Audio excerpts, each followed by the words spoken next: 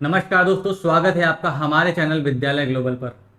नेपाल हमारा पड़ोसी देश है जिससे हमारा एक अटूट संबंध है। वह हमारा इतना अच्छा मित्र है कि कभी भी कोई भी भारतीय आज जो नेपाल में घटना घटी है कभी भी नहीं चाहता। हमारी भारत सरकार, भारत के लोग, सभी लोग ये चाहते हैं कि नेपाल में शांति व्यवस्था बनी रहे और वहाँ के लोग सुख चैन की जिंदगी जिएं। लेकिन ना जाने नेपाल को किसकी नज़र लग गई जो कि नेपाल में इतनी बड़ी घटना घट गई और नेपाल एक गहरे गर्त में चला गया है।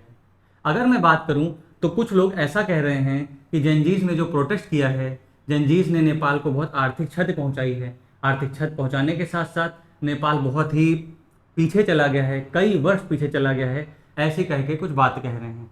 कुछ लोग कह रहे हैं कि यहाँ की सरकारों ने, सबने पूरा तरीके से सरकारों ने ही नेपाल को बर्बाद किया है। लेकिन अगर हम बात करें तो हिमालय की गोद में जो यह बसा देश है, यह इतना सुंदर है, यहाँ के लोग इतने अच्छे हैं और यहाँ पे इतने ज़्यादा पर्यटक आते हैं, देश विदेश से लोग आते हैं घूमने, जिससे इनको काफ़ी ज़्यादा फायदा होता है और ये अपना जीवन यापन भी करते हैं। लेकिन जो नेपाल के लोगों को नज़र लगी और नेपाल के लोगों के जो जंजीज हैं उन पे जो आवाज़ उठाई जा रही है, जो हमारे जो जंजीज हैं इन पे जो आवाज़ उठाई जा रही है कि इन्होंने नेपाल को बर्बाद कर दिया, वहाँ पे प्रोटेस्ट किया, आगजनी की, नेपाल में बहुत सारे ऐसे बिल्डिंग्स हैं जिनको आग लगा दी, बहुत सारे फाइनेंशियल लॉसेज हो गए इनको, इन सब तरीके से इनके ऊपर आरोप भी लगाए जा रहे हैं।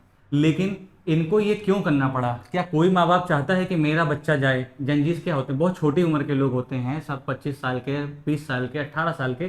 कौन माँ बाप चाहेगा कि मेरा बच्चा स्कूल की पढ़ाई छोड़े, नौकरी छोड़े और जाके सड़कों पर सरकार के खिलाफ प्रदर्शन करे? कोई भी नहीं चाहता है। लेकिन कुछ ऐसी स्थितियां, परिस्थितियां बनी जिस कारण से इनको यहाँ पर आना पड़ा, सड़कों पे आकर अपनी बात कहनी पड़ी। जब सरकार घर से, आप सरकार ने आंखें मूंद ली हैं, सुनना ही बंद कर दिया है, लोग घर से, सोशल मीडिया से हर तरीके से बात कर रहे हैं, वो सुन नहीं रही है, तो एक आखिरी चारा यही तो बनेगा ना कि आएंगे और रोड पर बैठेंगे और अपनी बात को शांतिपूर्ण ढंग से कहेंगे। शांतिपूर्ण ढंग जो आगजनी में तब्दील हो गई है, इसका समर्थक तो मैं भी नहीं हूँ। लेकिन इनको भी ये नहीं पता था कि ये आगजनी हो सकती है या इस तरीके का एक भयावह स्थिति भी बन सकती है, जिसने सरकार को सिर्फ महज 2 से 3 दिन के अंदर उखाड़ कर फेंक दिया और एक अंतरिम सरकार का गठन करने पर मजबूर कर दिया है। अब हम आगे देखें तो आप ये देखेंगे कि ये लोग देश विदेश में रहते हैं। कुछ लोग कहते हैं कि ये नेपो बेबीज़ हैं, जो कि पॉलिटिशियंस के बच्चे हैं, विदेश में रहते हैं, अच्छी पढ़ाई करते हैं, अच्छी ज़िंदगी जी रहे हैं, अच्छे कपड़े पहन रहे हैं, उसकी पूरी फ़ोटो डाल रहे हैं। अब कोई भी नेपाली भाई बहन इसको देखेगा तो उसको तकलीफ तो होगी ही। कौन नहीं चाहता अच्छे कपड़े पहनने, कौन नहीं चाहता विदेश घूमना, कौन नहीं चाहता खुश रहना? लेकिन जो भी ये चीज़ें देखेगा तो ये सब चीज़ें, फ़ोटोज़ जो भी वायरल हो रही थी नेपाल में, इन सब तरीके से सोशल मीडिया पे नेपाल में वायरल होने पे ऐसे चीज़ें चल रही थी, nepo babies, nepo kids, politician, nepo baby Nepal, ये सब तरीके के हैशटैग चल रहे थे और हैशटैग में इन सब फोटोज़ को भी शेयर किया जा रहा था। फोटो को शेयर करने के साथ लोगों तक ये बात पूरी पहुंच रही थी कि इस तरीके से ये लोग इतनी लेविश लाइफ जीते हैं और हमें सरकार कुछ भी नहीं देती है। सरकार ने जब इस सोशल मीडिया को बैन किया तो सोशल मीडिया का बैन करना ये जनजी प्रोटेस्ट का एक बहुत बड़ा कारण नहीं है। यह सिर्फ एक, समझ लीजिए, आग में घी डालने का काम किया है, क्योंकि पूरा नेपाल, वहाँ की जनता बेरोजगारी से परेशान है, वहाँ के करप्शन से परेशान है, वहाँ पे जनजीवन अस्त व्यस्त है, किसी तरीके का कोई मूलभूत सुविधा देने में सरकार हाथ पीछे खींच लेती है।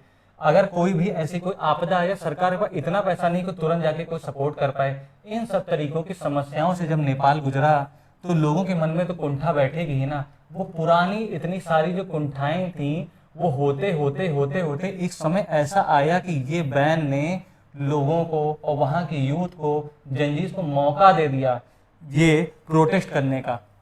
अब अगर हम बात करें कि वो पुरानी कुंठा क्या थी, तो इनके कुछ हम स्कैम की बात करें जो इन्होंने करप्शन किया है, जिसने नेपाल को एक तरीके से बर्बाद करके रख दिया है, दीमक की तरह नेपाल को खाया है और उसकी स्थितियों को जर्जर कर दिया है। उसमें से कुछ स्कैम अगर आप जाके सोशल मीडिया पर भी सर्च करेंगे तो उसमें टैक्स स्कैम स्कैंडल, और देखेंगे इसमें नेपाल के बिलियंस ऑफ रुपीस करप्शन के 10.02 बिलियन रुपीस का भी करप्शन किया है। Cooperative scandals in Nepal, visit visa extradition scandal, Bhutanese refugee scam, इन सब तरीके के स्कैम नेपाल में हुए हैं। प्राइवेट क्या, सरकारी क्या, हर तरीके का आदमी किसी भी तरीके से भ्रष्टाचार से पूरी तरीके से संलिप्त था। भ्रष्टाचार से संलिप्तता होने के कारण नेपाल की स्थिति दयनीय होती चली गई और लोगों के मन में गुस्सा बढ़ता गया। और ये जो वीडियो और सोशल मीडिया बैन एक बस छोटा सा एक समझ लीजिए कि माध्यम बन गया सरकार को अपनी बात कहने का, और सब लोग उमड़ के चले आए और वो एक बड़ा प्रोटेस्ट का रूप ले लिया। अगर हम इन स्कैंडल्स को समझेंगे तो इसमें से मैं आपको एक स्कैंडल समझाऊंगा, टैक्स स्कैम स्कैंडल, जिसको एक द काठमांडू पोस्ट ने भी साझा किया है। इसी से ही मैंने ये पोस्ट लेके आया हूँ आपको समझाने के लिए। अगर मैं इसमें दिखाऊं तो ये चूड़ामणि शर्मा जी हैं, ये जिन्होंने ये स्कैम किया है। इसमें देखें, ये director general of inland revenue department, ये नेपाल का रेवेन्यू डिपार्टमेंट है जिसमें ये डायरेक्टर जनरल थे जिन्होंने ये स्कैम किया है। इसमें 2016 में कैग ने एक रिपोर्ट पेश की थी जिसमें इन्होंने बताया था अलग अलग तरीके की कंपनियों को, अलग अलग तरीके के उद्योग धंधे करने वाले लोगों को इन्होंने टैक्स में लगभग 21 अरब रुपए की कर में छूट दे दी थी। 21 अरब रुपए के टैक्स में छूट अपने आप में बहुत मायने रखता है। टैक्स में छूट देने के साथ साथ इन्होंने वैट की भी बात की। वैट में इन्होंने बोला कि जो देनदारियां थी उसको भी इन्होंने माफ कर दिया। वैट को मैं अभी आगे समझाऊंगा कि कैसी देनदारियां थी, क्या था जो इन्होंने माफ किया जिससे आपका नुकसान हो, आपकी जेब से पैसा गया, सरकार के खजाने में पैसा नहीं गया।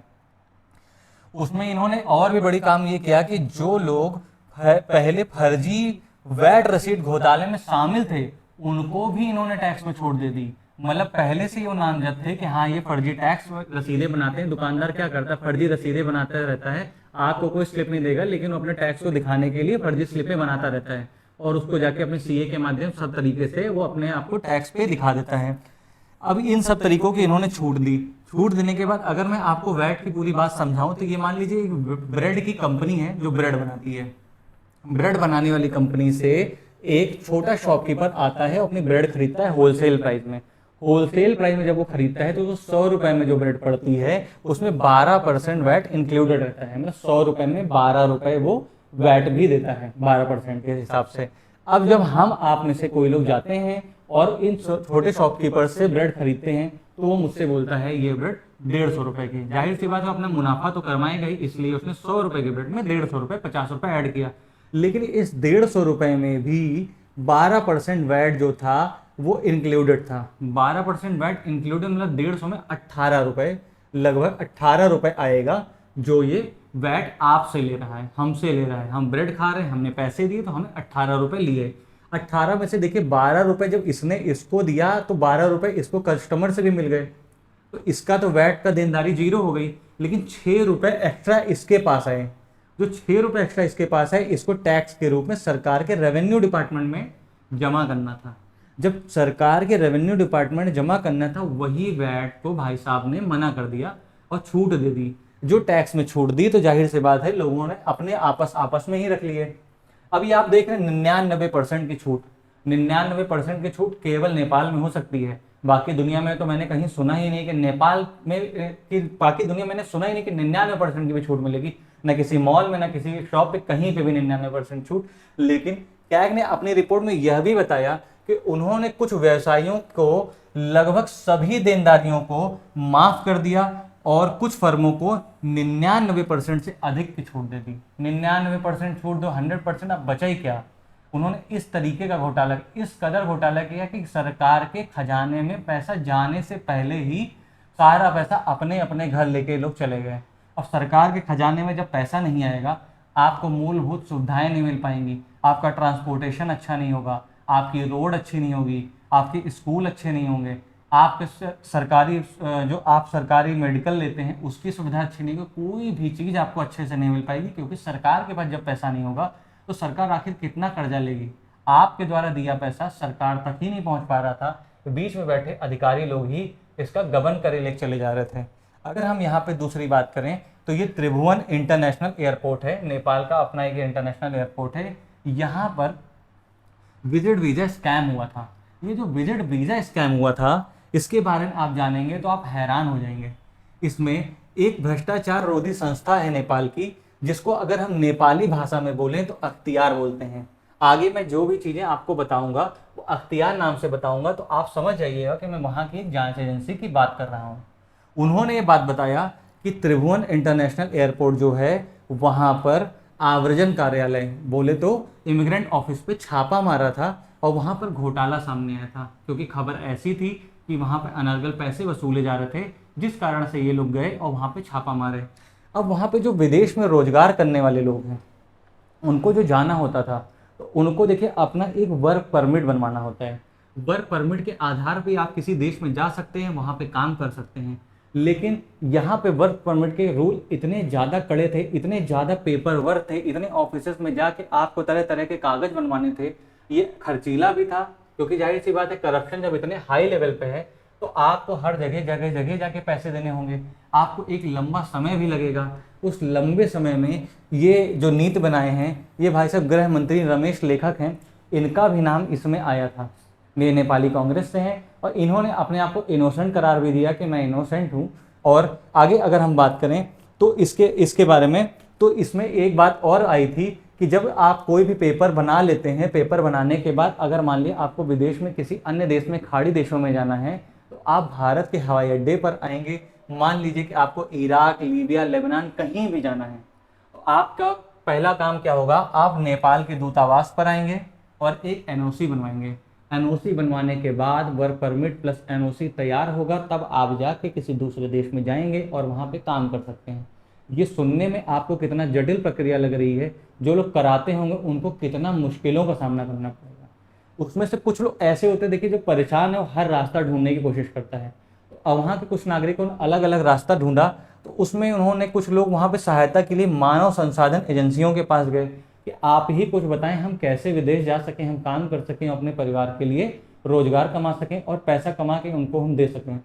तो उन्होंने बताया कि यात्रा वीजा ले लीजिए और जाइए। ये उन सब वर्क परमिट से अपेक्षाकृत बहुत आसान होता है। आप जाइए, आराम से जाइए, कोई आपको असुविधा ऐसी नहीं होगी। लेकिन जो इतनी मीठी गोली देते हैं वो इतनी हल्की होती भी नहीं है। अगर मैं बात करूं अख्तियार, वही जांच एजेंसी नेपाल की, जिन्होंने रिपोर्ट आरोप लगाया कि नेपाली मानव संसाधन एजेंसियां जो हैं एक संगठित गिरोह हैं और जाली दस्तावेज देते हैं, साथ ही मानव तस्करी नेटवर्क बन गए हैं। जब आपकी सरकार का रूल इतने ज़्यादा कठिन होंगे, तो ऐसी एजेंसियां आपके उस कठिन रूल का फायदा उठाते हुए लोगों को बेवकूफ़ बनाएंगे और जाली दस्तावेज दे करके विदेश भेजेंगे कमाने के लिए। अब ये जो विदेश में लोग जब पहुंच जाते हैं, विदेश में पहुंचने के बाद उनको अपने आप में ही ठगा हुआ महसूस करते हैं कि मैंने जो सोचा था, मुझे जो ख्याली पुलाव पकाए गए थे वैसा तो मुझे कुछ भी नहीं मिला, और यहाँ आने के बाद वो बेरोजगार के बेरोजगार ही रह जाते हैं। इसके साथ ही अगर मैं देखूं तो ये प्रवासी नेपाली समन्वय समिति, ये नेपाल की एक एनजीओ है, उसने अपनी एक रिपोर्ट साझा की है जिसमें बताया है कि ये 2014 से 2022 के बीच में उनके पास 15,000 से अधिक मामले आए हैं, जिसमें से लगभग 50% ऐसे मामले थे जो कि रोजगार अनुबंध उल्लंघन से थे। मतलब कि आपका जो आपको काम के लिए भेज रहे हैं, उसमें आपसे एक एग्रीमेंट होगा जिसमें लिखा होगा कि आपको ये सुविधा मिलेगी, आपको इतने दिन काम करना होगा, आपको फला जगह जाना होगा, ये आपका काम है, इस तरीके से सैलरी, ऐसे रहने खाने की सुविधा। लेकिन जब वहाँ जाते हैं तो वहाँ उनको ऐसा कुछ भी नहीं मिलता, और ऐसा कुछ ना मिलने पे ये एक तरीके से बहुत भीषण परेशानी का सामना करते हैं। आप अपने देश में रहेंगे, आप कमाएंगे, जो भी रहेगा, किसी भी स्थिति परिस्थिति में रह सकते हैं, लेकिन विदेशी धरती पे आप क्या नाम विजिट वीजा पे जा रहे हैं, तो आपको वहाँ की सरकार भी कोई मदद नहीं करेगी और यहाँ की सरकार भी आपकी कोई मदद नहीं करेगी। उसके साथ ही उन्होंने बताया कि 25% ऐसे मामले आए हैं जो असुरक्षित कार्य परिस्थितियां, मतलब कि जाहिर सी बात है कि क्या नाम है, जो वहां रह रहे हैं, पता नहीं कैसे जगह उनको रहने को मिल रही, कैसा खाना मिल रहा है, कैसा पानी मिल रहा है, कितने घंटे काम कराए जा रहे हैं, उस घंटे के एवज में कितने पैसे दिए जा रहे हैं, इन सब तरीकों की समस्या का सामना करना पड़ता है। और जब आप वर्क परमिट में जाएंगे तो जाहिर सी बात है 12% मामले उनके पास ऐसे थे जिसमें नेपाली लोगों को कारावास भी हुआ है। आप गए हैं वहां पर यात्री बनकर, आप उस देश को घूमने विजिट वीजा पे गए हैं, लेकिन आप वहाँ पे जाके काम कर रहे हैं, आपका वीज़ा मान लिया एक्सपायर कर गया और सरकार के या वहाँ के लोगों ने किसी ने पकड़ा, आपको पुलिस ने पकड़ा, तो जाहिर सी बात है वो जेल ही भेजेंगे कि एक आप गलत तरीके से उनके देश में रह रहे हैं। और परमिट के बिना जब आप जाते हैं तो आप चाहे बीमार हो जाएं या किसी तरीके से आपका वहाँ पे कोई प्रकार की दुर्घटना हो जाए, आपको चोट लग जाए, आपका हाथ पैर टूट जाए या आपकी मृत्यु भी अगर हो जाती है, तो वहाँ आपकी अपनी सरकार आपकी कोई भी मदद नहीं कर सकती है। उसको बहुत ज़्यादा परेशानियों का सामना करना पड़ता है आपको मदद करने में। अब इसके अगर हम अगर देखें तो ये देखिए नेपाल एयरपोर्ट है नेपाल सिटीजन के लिए। वहाँ पर काठमांडू घाटी अपराध जांच कार्यालय ने एक जांच की और उसमें विजिट वीजा जो आवेदन करते हैं उसमें 1513 लोगों के विजिट वीजा का पूरा उन्होंने दस्तावेज चेक किया कि कैसे ये लोग भेज रहे हैं, क्या कर रहे हैं। जब वहाँ पूरी जांच हुई तो उसमें एक इतना बड़ा खुलासा किया, आप भी देखकर हैरान हो जाएंगे। विजिट वीजा में जो भी चाहते हैं हवाई अड्डे पर एयरलाइन के कर्मचारी और ये जो इमिग्रेंट ऑफिसर होते हैं उनसे 10,000 से और 55,000 के बीच में पैसा वसूलते हैं। इतनी मोटी रकम वसूलते हैं। जो वहाँ की लोकल मीडिया हैं उनकी न्यूज़ रिपोर्ट अगर हम बताएं तो उन्होंने बोला है कि जैसा देश मतलब किस तरीके के देश जा रहे हैं, अमेरिका जा रहे हैं, सऊदी अरेबिया जा रहे हैं, कि आप इराक जा रहे हैं, ईरान जा रहे हैं, कहाँ जा रहे हैं, जहाँ आप जा रहे हैं वहाँ के देश के वहाँ की कमाई के हिसाब से आपसे पैसा वसूला जाता है, जो कि 3 लाख नेपाली रुपए से लेकर 1.1 मिलियन नेपाली रुपए तक के जबरन पैसा वसूला जाता है। आप सोच लीजिए कि कोई पैसा कमाने जा रहा है अपने घर परिवार के लिए, वो पैसा कमा के आपके देश भेजेगा, आपके देश का रेवेन्यू बढ़ेगा, आपके देश का भी एक तरीके से तरक्की होगी। लेकिन आप इतना मोटा पैसा अगर आप नेपाली लोगों से वसूल लेंगे, अपने ही लोगों को लूट लेंगे, तो जाहिर सी बात है मन में कुंठा भरेगी। और जब मन में कुंठा भरेगी तो आज ये कुंठा एक आंदोलन के रूप में निकला। और वह एक ऐसा आंदोलन था कि अब आने वाली जो भी सरकार होगी, अंतरिम सरकार के बाद जो भी सरकार आएगी, उसको अब बहुत सोचना और समझना पड़ेगा कि अब नेपाल वैसा नहीं रहा है। अब नेपाल की यूथ भी जाग गई है और वो अपने हर मुद्दे को बहुत ही प्रबल तरीके से उठाएगी। प्रबल तरीके से उठाने के साथ साथ नेपाल को बहुत जल्द अब पटरी पर आ जाना चाहिए और सरकार में बैठे लोगों को, आने वाले लोगों को बहुत संयमित होकर नेपाल का विकास करना चाहिए। इसके साथ ही साथ अगर हम देखें तो नेपाल के यूथ, ये देखिए, ये यूथ अगेंस्ट करप्शन लेके जो बैठ गए थे, जनजी प्रोटेस्ट जो हो गया था, कोई भी माँ बाप नहीं चाहेगा कि मेरा बच्चा इस तरह धूप में सड़े हो जाके वहाँ पे वाटर कैनन झेले, गोलियाँ खाएं। हर तरीके का खतरा लोगों ने मोल लिया, उसके बाद जाके आज इतना बड़ा रेवोल्यूशन होके आया है। कुछ लोग इनको क्रांतिकारी कह रहे हैं तो कुछ लोग इनको गलत तरीके से ठहरा रहे हैं कि नेपाल को इन्होंने एक तरीके से धोखा दिया है। लेकिन अब ये आप डिसाइड करिए कि ये सही है या गलत है। अब इसके आगे अगर मैं बात करूँ तो ये हमारे देश के प्रधानमंत्री मोदी जी हैं और ये आपके देश की प्रधानमंत्री सुशीला जी हैं, जिनको मोदी जी ने, इनसे बात हुई और इनको हाल ही में हुई दुखद जनहानि पर हार्दिक संवेदना व्यक्त की और शांति और स्थिरता बहाल करने के प्रयासों के प्रति भारत के दृढ़ समर्थन की पुष्टि भी की। भारत और नेपाल का इतना अच्छा संबंध है कि आपके देश में किसी प्रकार की इस तरह की जो भयावह घटना हुई है, भारतीय लोगों को दुख हुआ और भारत सरकार भी चाहती है इसको जल्द से जल्द नेपाल को शांति व्यवस्था बना दी जाए। शांति व्यवस्था के साथ आपको जो हमसे मदद हो पड़े हम आपकी मदद करेंगे और आप लोग जल्दी से पटरी पर आइए और अपने देश को वापस से ऐसे खुशहाल बनाइए और अच्छे से जीवन व्यतीत करिए। हमारी भी ये मनोकामना है कि नेपाल वापस से ऐसे खेल उठे और बहुत सुंदर से देश है ये, यहाँ पे पर्यटन बढ़े, लोगों का रोजगार बढ़े, लोग अपना पैसा कमाएं और समृद्धि की तरफ आगे बढ़ें।